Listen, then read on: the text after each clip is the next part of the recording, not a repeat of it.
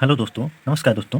आज हम बात करेंगे जो 12th के स्टूडेंट होते हैं, 12 का एग्ज़ाम देने के बाद उनको बहुत कन्फ्यूजन होती है। जो बायोलॉजी से पढ़े होते हैं उनको बहुत कन्फ्यूजन होती है कि हमें आगे कौन सा कोर्स करना चाहिए। तो इसी से रिलेटेड आज हम बात करेंगे कि आफ्टर 12th बायोलॉजी से पास आउट होने के बाद हमें कौन सा कोर्स ज्वाइन करेंगे तो क्या क्या बेनिफिट मिलेगी, उसके बारे में हम एक एक करके डिस्कस करेंगे। तो सबसे पहले हम बात करेंगे बीएससी के बारे में। बीएससी बीएससी कोर्स, बीएससी जो होता है इसका फुल फॉर्म होता है बैचलर ऑफ साइंस। बैचलर, इसका फुल फॉर्म होता है bachelor of science. Bachelor of science, science ये जो होता है 3 ईयर का कोर्स होता है। 3 ईयर का कोर्स, 3 साल का बीएससी कोर्स होता है। अब देखिए इसकी जो फीस होती है, इसकी जो फीस होती है ये ऑलमोस्ट पर सेमेस्टर 3000 के ऑलमोस्ट होती है। 3000 की ऑलमोस्ट होती है एक सेमेस्टर में। 3 ईयर का कोर्स होता है और ये 1 ईयर में 2 सेमेस्टर होते हैं। तो 3 ईयर में कितना हो जाएगा? 6 सेमेस्टर हो जाएगा। और 1 सेमेस्टर की फीस होती है 3000 के ऑलमोस्ट होती है। अब देखते हैं कि बीएससी कौन करने के लिए क्या क्या एरिया होता है, किस किस एरिया में हम बीएससी कर सकते हैं। तो सबसे पहले बीएससी होती है बायोलॉजी से कर सकते हैं।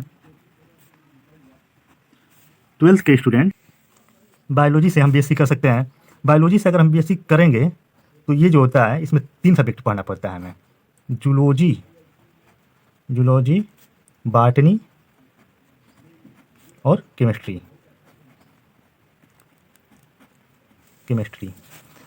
फर्स्ट 2 ईयर हमें 3 सब्जेक्ट पढ़ना पड़ता है, लेकिन फाइनल ईयर में हम इसमें से 2 सब्जेक्ट चूज कर सकते हैं। एक सब्जेक्ट हमें फाइनल ईयर में छोड़ना पड़ता है, 2 सब्जेक्ट। इसके अलावा हम बीएससी माइक्रो बायोलॉजी से भी कर सकते हैं। बीएससी माइक्रो बायोलॉजी से भी हम कर सकते हैं। इसमें हमें माइक्रो ऑर्गेनिज्म के बारे में पढ़ना पड़ता है। ये भी 3 साल का होता है। इसमें हम वायरस, बैक्टीरिया, फंजाई और एल्गी के बारे में पढ़ना पड़ता है।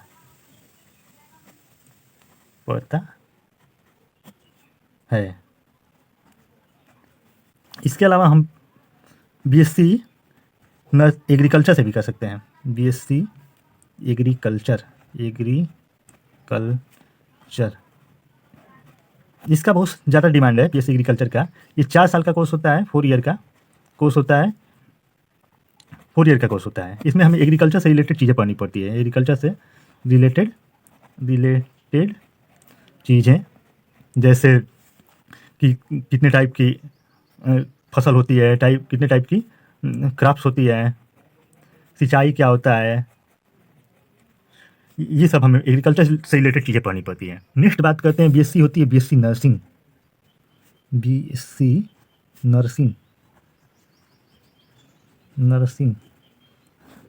इस समय ये बीएससी नर्सिंग जो है बहुत ही, आजकल बीएससी नर्सिंग बहुत ही डिमांडिंग सब्जेक्ट है।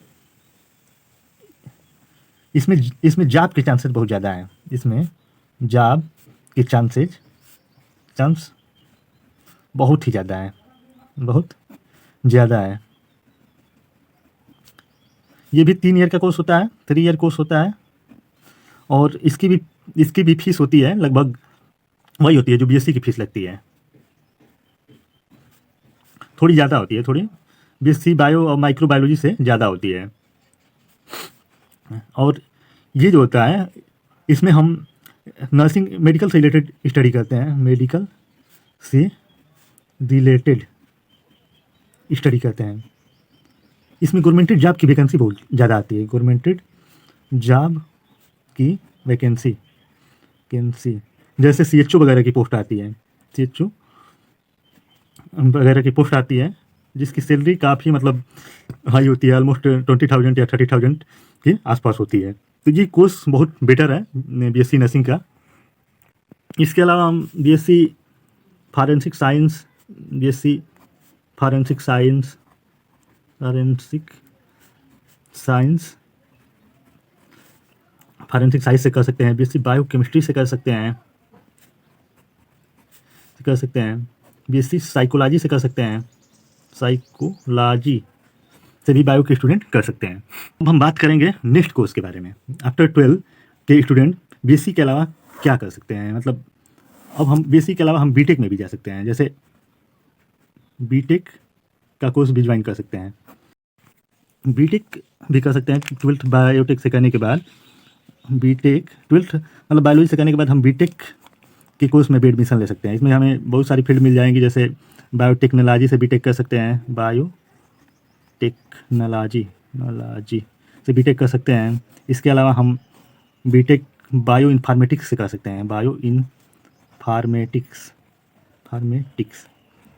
ये जो होती है नई ब्रांच है और बहुत डिमांडिंग ब्रांच है बायो इन्फॉर्मेटिक्स। और इसके अलावा हम BTech कर सकते हैं बायोमेडिकल इंजीनियरिंग से BTech कर सकते हैं, अब एक एक करके इसके बारे में बता देते हैं। जैसे बायोटेक्नोलॉजी होती है, ये जो होता है 4 साल का BTech का कोर्स होता है, 4 ईयर का कोर्स होता है। इसकी फीस जो होती है पर ईयर 60,000 के ऑलमोस्ट होती है। और इसमें हम बायोटेक में हम वैक्सीन जेनेटिक इंजीनियरिंग और फूड से रिलेटेड चीज़ें पढ़ते हैं, और इससे रिलेटेड कंपनी में हम जॉब कर सकते हैं। प्राइवेट कंपनी या गवर्नमेंटेड जॉब भी इसके लिए आती है, जैसे FCI की जॉब कर सकते हैं, फूड कॉर्पोरेशन ऑफ इंडिया में जॉब ज्वाइन कर सकते हैं। फिर से पेटेंट ऑफिसर वगैरह की पोस्ट निकलती है, CSO वगैरह की पोस्ट आती है, स्टैटिकल ऑफिसर की पोस्ट आती है, इसमें हम जॉब फाइंड आउट कर सकते हैं। इसके अलावा नेक्स्ट कोर्स जो होता है बायो इन्फॉर्मेटिक्स का, इसका बहुत ज़्यादा डिमांड है। ये न्यू कोर्स है,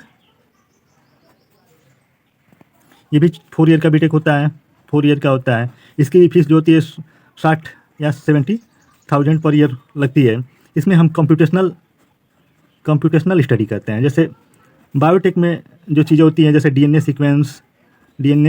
सीक्वेंस, प्रोटीन मॉडलिंग, सॉफ्टवेयर से रिलेटेड चीज़ों का, बायोलॉजी से रिलेटेड डेटाबेस और सॉफ्टवेयर की स्टडी करते हैं। नेक्स्ट होता है biomedical engineering.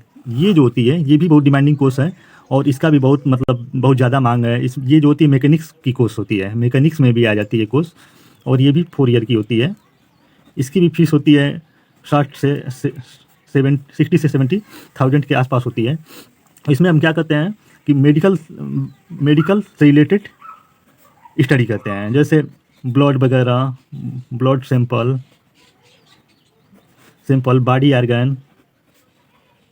Body organ, medicine की स्टडी करते हैं। इसमें भी बहुत सारी प्राइवेट और गवर्नमेंटेड जॉब के ऑप्शन हैं। अब हम नेक्स्ट कोर्स की बात करेंगे बी फार्मा।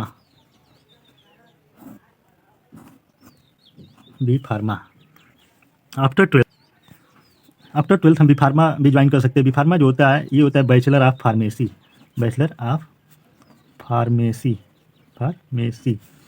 ये जो होता है ये भी 4 ईयर का कोर्स होता है, 4 ईयर का कोर्स होता है। और इसकी भी फीस जो होती है 60 से 70,000 पर ईयर फीस होती है। और इसमें मेडिसिन कैसे बनाया जाता है, मेडिसिन प्रिपरेशन के बारे में पढ़ाते हैं, पढ़ाया जाता है। इसमें एक डी फार्मा होता है, डी फार्मा ये जो होता है 3 ईयर का कोर्स होता है। इसको भी आप ज्वाइन कर सकते हैं। इसमें भी मेडिसिन प्रिपरेशन से रिलेटेड चीज़ें पढ़ाई जाती हैं, और इसका बहुत ज़्यादा BTech से ज़्यादा इसका डिमांड है, क्योंकि बी फार्मा में बहुत सारी मेडिसिन प्रोडक्शन की कंपनी है। मेडिसिन प्रोडक्शन कंपनी जैसे सिप्ला, सन फार्मा, ल्यूपिन, ETC आदि में हम जॉब ज्वाइन कर सकते हैं। इसके अलावा गवर्नमेंटेड पोस्ट के लिए भी बी फार्मा की जॉब के लिए वैकेंसी आती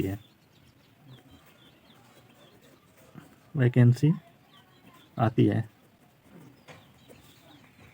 अब हम नेक्स्ट कोर्स के बारे में बात करेंगे। BPT ये होता है बैचलर ऑफ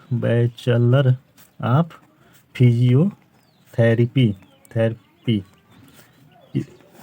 ये इसका फुल फॉर्म होता है बैचलर ऑफ फिजियोथेरेपी। ये भी 4 ईयर का कोर्स है, 4 ईयर का कोर्स होता है। और इसमें हम हड्डी से रिलेटेड बोन से रिलेटेड हम चीज़ों को पढ़ाया जाता है। बोन से रिलेटेड, हड्डी रोग से रिलेटेड किया जाता है।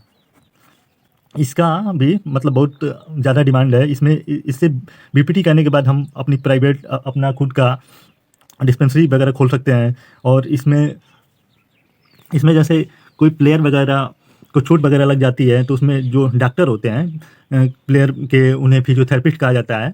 तो इसमें फिजियोथेरेपिस्ट की हम जॉब ज्वाइन कर सकते हैं। और भी बहुत सारी इसमें फिजियो से रिलेटेड जॉब है।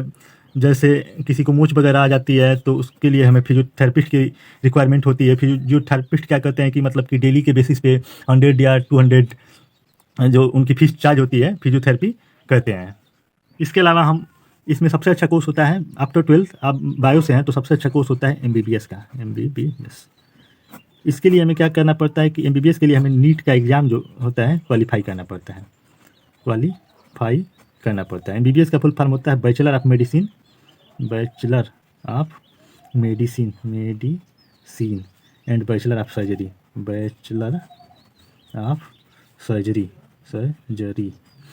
नीट का एग्ज़ाम हमें क्वालिफाई करना पड़ता है। और MBBS जो होता है 5 ईयर कोर्स होता है। इसको पढ़ने के बाद हम डॉक्टर बनते हैं। ये डॉक्टर की बैचलर डिग्री होती है और ये बहुत ज़्यादा डिमांडिंग कोर्स है। इसको कर लेने के बाद बहुत अच्छी मतलब हाई लेवल सैलरी मिलती है। इसमें प्राइवेट खुद का हॉस्पिटल वगैरह खोल सकते हैं या गवर्नमेंटेड पोस्ट भी हॉस्पिटल में निकलती है, इसको हम ज्वाइन कर सकते हैं। गवर्नमेंटेड पोस्ट भी डॉक्टर की निकलती है, इसको हम ज्वाइन कर सकते हैं। ये सबसे अच्छा होता है। इसके अलावा MBBS के अलावा हम BDS कर सकते हैं। BDS जो होता है ये इससे थोड़ा नीचे होता है, बैचलर ऑफ डेंटल सर्जरी। या इसके अलावा हम BMS कर सकते हैं। BMS कर सकते हैं, ये बैचलर ऑफ आयुर्वेदिक मेडिसिन होती है। और इसके अलावा BHMS कर सकते हैं, ये जो होती है होम्योपैथिक के डॉक्टर होते हैं। ये नीट के एग्ज़ाम में कितना नंबर आप पाए हैं उसके हिसाब से ये सब कोर्स हमें मिलते हैं, तो इसको भी हम ज्वाइन कर सकते हैं। एक चीज़ और है, बीटेक करने के लिए गवर्नमेंट कॉलेज पाने के लिए आपको एग्ज़ाम एक देना पड़ता है। ये UP2 का एग्ज़ाम देना पड़ता है, स्टेट वाइज होता है। और फिर से MBBS के लिए तो नीट का एग्ज़ाम देना पड़ता है। MBBS नीट का एग्ज़ाम क्वालिफाई करना पड़ता है। प्लस BSc के लिए जो कॉलेज होते हैं अपना एंट्रेंस एग्ज़ाम लेते हैं। इसके अलावा BPT का भी फॉर्म आता है, स्टेट वाइज या कॉलेज वाइज एंट्रेंस एग्ज़ाम होता है। तो इस तरह से मैंने जितने भी कोर्सेज होते हैं 12th के बाद ट्वेल्थ बायोलॉजी से कंप्लीट करने के बाद क्या क्या कोर्स हम ज्वाइन कर सकते हैं, सबके बारे में एक एक चीज़ें छोटी छोटी चीज़ों के बारे में डिस्कस किया। तो ठीक है, वीडियो अच्छा लगे तो लाइक करें, सब्सक्राइब करें। Thank you.